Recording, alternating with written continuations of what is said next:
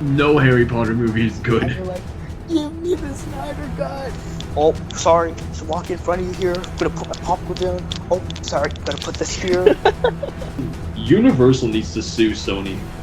Hey, I'm an idiot. I was fired from Fox. Let me go. I'd like actually to see Venom just crush Spider-Man. Hello everyone, so I'm back today, and I'm doing a little bit of a post-Oscar kind of breakdown thing, because why not, I guess. I wanted to kind of just give my overall thoughts on the Oscars, kind of talk about some of my predictions, and unfortunately, yeah, we didn't do the 100% ballot thing, and you should check out my prediction video if you want to see some of the places where now it looks kind of miraculous that I decided between two, because it's funny, right? And we'll talk about this in a minute, but a lot of the things I was kind of choosing between, I always ended up choosing the wrong one. So, next time I gotta go with my gut. We'll talk about some of those in a minute, but, I just want to do a little quick post-Oscar breakdown, talk about some of the predictions and some of the stuff that I disagree with vehemently, and some of the stuff I don't disagree with vehemently, and some nice feel-good stories, etc., etc. Anyways, you can subscribe and like and comment. What did you think of the Oscars? You should put that in the comments. Did you love the overall ceremony / award show? Did you, was there anything that stood out to you? Was there any award snubs that you're really annoyed about? There's been one I'm definitely annoyed about, which, we'll get to soon. And then you should follow us on social media at comicboys_. If you're listening to this on a podcast app, you should definitely check us out. Also, although it was supposed to be out now, technically, I'm going to probably put it out in a few hours, which is the new episode of the Comic Boy Show. We have a guest on. We're doing some fun stuff. So you should definitely check that out. If if you're listening to this, then it's probably out already. But anyways, let's start doing some post-Oscar recap stuff, because this intro has gone downhill very, very quickly. So now, unfortunately, we did not get the 100% completion for the Oscars. Now, we did finish very well above even, and that is awesome because, it is the second best Oscar year I've had since 2020 when I started recording my predictions, on technology and not on paper, where, I obviously am not finding any paper where I had Oscar predictions before 2020. And obviously, this year, the results ended up with a 14-9 kind of victory, or prediction presented, which is 61%. And, there's some mixed bag. I got Best Picture right for the first time in, actually I got Best Picture right 2 years ago. I don't think I got it right last year, which I can quickly check. I got Best Picture right last year. I did not. I got it very wrong because I put Belfast and it was Coda. But I did get it right 2 years ago in 2021 when I predicted that Nomadland would win Best Picture. Also, Nomadland, first time, and I guess now we're on the second time, where I've seen the Best Picture winner before it won Best Picture. Because normally what happens is very funny. Is I always watch half the Best Picture movies where I'm like, okay, these are the ones that are going to probably win. And it always turns out the one I don't, one of the ones I don't watch always ends up winning Best Picture. Nomadland, I saw, because I was like, I guarantee you this is going to win Best Picture, and it did, obviously. This time, Everything Everywhere All at Once, saw that one. Not actually part of the Oscar kind of watching thing, the little binge before the Oscars, kind of those weeks and months leading up to the Oscars, but actually an earlier watch, which, I was kind of glad I watched that one because it was awesome. And also won a ton of awards. Most Oscar wins for a Best Picture winner since Slumdog Millionaire in 2008. By the way, Slumdog Millionaire had 8 wins. Everything Everywhere All at Once had 7. Along with that, also you had 4 Canadian wins. You had Best Makeup and Hairstyling. You had Best Documentary, and you had Best Actor, and you had Best Adapted Screenplay. That's the one. So those 4 Oscar wins for Canadians. So that's awesome because, Canadians showing out. Women Talking obviously won Best Adapted Screenplay. Very, very well deserved, by the way. And, there's some, so let's talk about some of the ones I got wrong, okay? Now, we're not going to go to the one I have the biggest gripe with. So, the first one was Kate Blanchett, Michelle Yeoh, I mean, I was kind of mixed on that. I mean, if you watch the video, actually, I don't even know if on the video predictions I ended up settling on. I don't know. I think I settled on Kate Blanchett, but I'm pretty sure I said my gut is because I did like a secondary kind of prediction thing, but I couldn't go back and see what I did for that one, so I kind of just was doing it off memory. But I was like, it's between Kate Blanchett and Michelle Yeoh, and obviously it wasn't Kate Blanchett, which was awesome because I was like, I feel like it's gonna end up going this way, but I really don't want it to. So I was very happy with that one. Obviously, I told you my favorite performance was Michelle Williams in The Fabelmans, and I thought she should win. If I got to choose like who I wanted to win, it would be probably Michelle Williams. And then obviously it was between Austin Butler and Brendan Fraser, who I ended up settling on Austin Butler, but ended up being Brendan Fraser. What would be interesting, and I was thinking of this, was they really should kind of give us I'd love to see like at least the tallies for votes for each person in the Oscars, because it'd be interesting to see kind of overall how many people had like how close some of these were, because I feel that a lot of these, like you look at like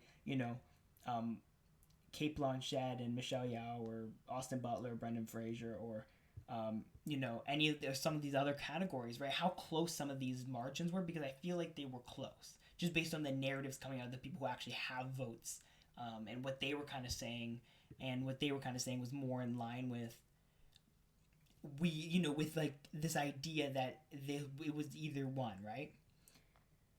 Best director were the Daniels, which is amazing for them. Well, again, Everything Everywhere All at Once, basically all but one were like super well deserved and awesome. Obviously, the one which at least I don't think was well deserved, or as well deserved, was the Best Supporting Actress. Probably the biggest gripe I have with all the awards was the snubbing of, and I will say snubbing very confidently, of Angela Bassett as Queen Ramonda in Black Panther: Wakanda Forever. Clearly the best performance in that movie, with of course Jamie Lee Curtis winning, which is disappointing to say the least. And I mean, there's a lot of potential reasons why Jamie Lee Curtis could have won over Angela Bassett, but we'll just continue with the fact that that was a clear snub. Obviously, you got the Best Supporting Actor. Again, Everything Everywhere All at Once won so many awards, and it really deserved it. But I want to go to something else. I want to talk more about some of the bottom ones, right? So, like, Guillermo del Toro's Pinocchio won Best Animated Feature. Again, something which I think everyone saw coming. Then the other interesting ones were like, so Avatar obviously won Best Visual Effects. Best Sound was won by Top Gun Maverick. RRR won Best Song, right? And this was one of those interesting ones, because I think, at least from when I saw, the RRR performance was not, like, obviously I watched before, then, whatever, but a lot of people had a problem with this performance for very good reasons, and that those reasons obviously being that first of all, very poorly lip sync. There's very bad lip syncing going on with that song, and also it seemed like there was some the background people didn't seem to know what they were doing. It was very disappointing as a performance for a song that's just so good. And of course, I gotta tell you, if you go back to my very first kind of Oscar video, or maybe it was a Golden Globe prediction or something, I don't remember what the hell it was. One of the videos very early on in award season, I was like, hey, this is really a competition between Lift Me Up and Hold My Hand. It's one of those is gonna be the one that wins that. And then RR just kind of jumped into like the public eye, and then it started winning every single opportunity it could. And then I came out to my last prediction video saying, this is the winner, and I got a lot of support, surprisingly, in the comments for that, and just in general for saying that. And so, I mean, it was clear. Now, the most surprising one I think was Best Production Design, and this is a very weird one because no one can really define this category, but obviously it was All Quiet on the Western Front, and I think, it did have the advantage. Avatar, I thought, had a very good chance to win it, but, that wasn't the way it worked. Best Makeup and Hairstyling was another one, and I gotta tell you, I kind of forgot how much went into what they did with the whale, but I thought that would be more VFX based. Like, it would be considered more VFX based than it would be makeup and hairstyling, but whatever. And I think that was one of those ones where Black Panther probably should have won, but it didn't.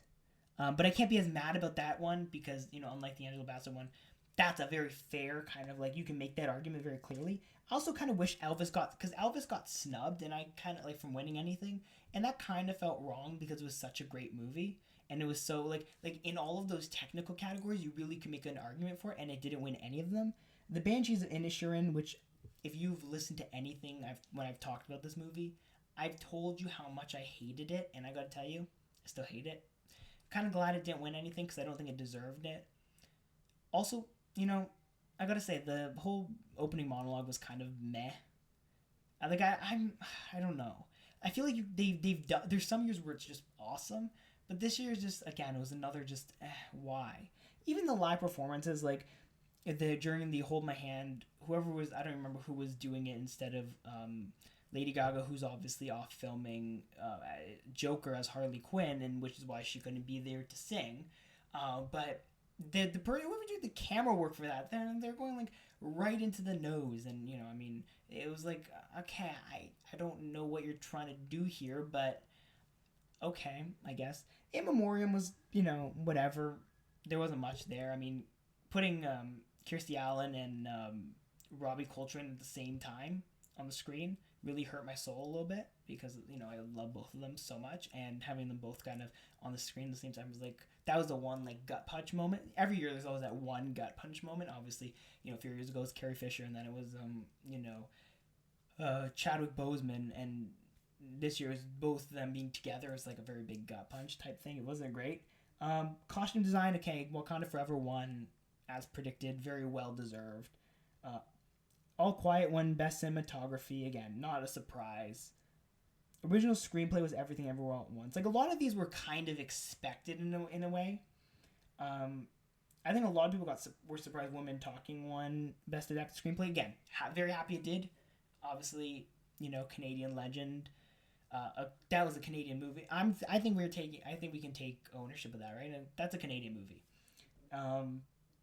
Obviously, Best Supporting Actor was, again, well deserved. Best Supporting Actress, again, as I've said, is this kind of big snub. But overall, I mean, the movie, like, the Oscars themselves are kind of just like, Like, I like the fact that Everything Everywhere All at Once won, but it didn't feel like there were a ton. Like, after that Jamie Lee Curtis win for Best Supporting Actress, it didn't feel like there were a ton of surprises. Also, the other thing, these ancillary movies kind of around, so like a lot of these things, I guess, in the technical categories, didn't feel super competitive, right? Like, normally in years, you like, Best Score, I think, was the biggest standout of this, right? Because you think about previous year's best scores, right? Like, let's go back to, like, the 2022 Best Score nominees, right? And I'm going to get mad about this every time I see this one. But I'm just going to Best Score. Encanto, Doom, Power of Dog, Don't Look Up. Okay, never mind. Let's go back to Oscars 2021. Because, even that one feels a little bit. Best Original, Best Cinematography, Costume Design, Best Score. Wow, the score categories for a while have not been great. So I guess it would have been 2020 would be the last time there was a good score category. Or maybe I'm wrong about that one too. We're about to find out. Joker 1917. Yeah, this is the one. Joker 1917, Star Wars Rise of Skywalker, Little Woman, and Marriage Story. So, like, I think the score category's kind of gotten worse. Production design in 20, but, like, I just think it's just, I don't know. Maybe I'm wrong about this, but it just feels like it's, because, like, now I'm looking at it, it's like, it doesn't feel like production design being Once Upon a Time in Hollywood, 1917, The Irishman, Jojo Rabbit, and Parasite, right? Like, that's kind of the level of, competition you got even just a few years ago, and now you're kind of not seeing that same thing. I don't know. Maybe I'm wrong about that. The other part of it, which is interesting, right, is, like, The Fablemans got the Irishman treatment, which is get snubbed from everything you're nominated for. Which is kind of interesting because Spielberg, it's a very weird thing for Spielberg. Like, I think I have to go back now because I'm not going to actually remember this off the top of my head, because who the hell knows everything about the Oscars off the top of their head? There's definitely people. But I think the last movie Spielberg directed, Spielberg, I can't spell Spielberg. Look at that. Spielberg. There we go. The last movie he directed was actually It was. I know it was. Okay, I love how this is taking forever. I'm pretty sure it was that movie about that book, and I don't... Why is IMDb so terrible. Like, why is it... Like, if you're looking for Steven Spielberg, it's probably because you want to see what he's directed, not anything else he's done. Not things he's produced, because he produced, like, every movie in Hollywood. Would he directed... I forgot he directed West Side Story. Like, the thing. So he did that one, I guess. And Ready Player One. Because I think BFG was the last movie he directed. I was very wrong about that one. I don't know why it feels like that. Now I feel dumb. But yeah, I don't think West Side Story got nominated or won any. Oh no, of course it did. It won. I'm so stupid. Ariana DeBose won. Because she was presented. Oh my god, I'm so dumb. Okay, yeah, so. But it feels weird to see a Spielberg movie just get snubbed, I guess was the point. And I was going back to check. Did the BFG actually get snubbed, or did it end up winning? And it did get snubbed. So technically I was right, but then he also had 2 movies after that. Did Ready Player One win VFX? Now we're gonna have to check, and then. God damn it! Why is IMDb so annoying? Yeah, it got nominated. It didn't win Best VFX. It got nominated for Best VFX though. I don't know who won in 2019. Marvel movie? Probably Marvel movie. And now we're going to go figure that out. 2019 Oscars VFX. First Man. Oh, right, because it beat Infinity War that year. I remember that. I was annoyed as hell. Right? That was the year Infinity War got snubbed. God damn. Why is this so annoying? Okay, well, that's it. I'm talking for 60 minutes. So basically, feels like a lot of the ancillary categories are kind of weak. I end up, getting like 60%, 61% of them right. And, the overall ceremony wasn't great. And that's kind of like what I took 17 minutes to say. If you stayed this long, I don't know why. Even I don't want to stay this long. But let me know down below what you thought of the Oscars. Was there any snub, which includes obviously Angela Bassett being snubbed very heavily for Black Panther, that really bugged you? Did the fact that she couldn't become the first Marvel actress to win an Oscar bug you? Because it did bug me. Let me know down below. And also, oh wait, by the way, just one last thing. That Ariel trailer was awesome. And I'm so hyped for that movie. It is unreal. I don't think I've ever... The last time I was this hyped for a Disney live-action remake was like The Lion King in 2019. And then Aladdin before that. But everything between 2019 and 2022, or 2023 right now, I was not as hyped for. Mainly because the releases before that included Mulan and Pinocchio. Not the Netflix one, the Disney Plus version, which nobody watched. But yeah, other than that, I'm very hyped for the live-action Little Mermaid. But let me know what you guys thought down below. Don't forget to like, subscribe, comment, share your thoughts. Follow us on social media. And check out the new episode of The Comic Boy Show, which is probably out now when you're watching this, or in 10 minutes of watching this. But yeah, thank you all for watching. Bye.